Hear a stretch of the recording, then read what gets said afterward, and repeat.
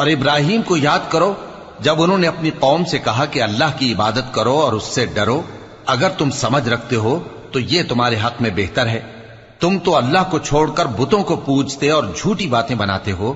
جن لوگوں کو تم اللہ کے سوا پوجتے ہو وہ تم کو رزق دینے کا اختیار نہیں رکھتے، پس اللہ ہی کے ہاں سے رزق طلب کرو اور اسی کی عبادت کرو اور اسی کا شکر کرو، اسی کی طرف تم لوٹ کر جاؤ گے۔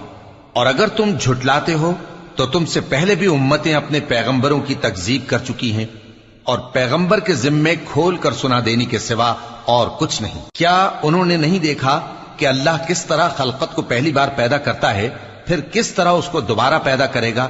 یہ اللہ کو آسان ہے۔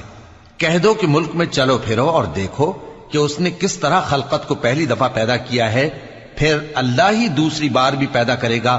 بے شک اللہ ہر چیز پر قادر ہے۔ وہ جسے